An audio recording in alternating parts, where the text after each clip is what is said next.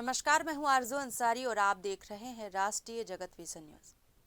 छिंदवाड़ा के सिंगोड़ी पिंडरई में तैनात सैनिक लांस नायक अंसार के परिवार की वैध खरीदी जमीन पर विवाद ने अब विस्फोटक मोड़ ले लिया है। परिवार लगातार सीमांकन की गुहार लगा रहा है, लेकिन हर बार जवाब मिलता है आज नहीं बाद में, और धमकियां अलग से मिल रही हैं।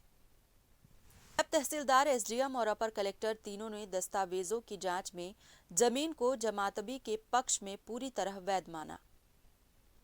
फैसला साफ है, लेकिन कार्रवाई अब तक नदारद। वहीं पुलिस सहायता के नाम पर पैसों की मांग कर रही है। सूत्रों की माने तो पुलिस सहायता दिलाने के नाम पर 12 से 13 हजार रुपए तक की उगाही की सूचना एसपी कार्यालय तक पहुंच चुकी है। वहीं आर्मी मुख्यालय ने भी पूरा मामला जिला प्रशासन को भेज दिया था, लेकिन फाइलें अभी भी ठंडे बस्ते में पड़ी हुई हैं। इधर पत्रकार साहिल का खुला आरोप है कि इस केस में प्रशासन पर भारी दबाव साफ दिख रहा है। अब मीडिया खुलकर निष्पक्ष कार्रवाई की मांग कर रहा है। सूत्रों का दावा है कि राष्ट्रीय चैनल इस मुद्दे पर बड़ी रिपोर्ट तैयार कर रहे हैं। देश की सरहद पर जाने देने को तैयार जवान के परिवार को न्याय कब मिलेगा, ये बड़ा सवाल है।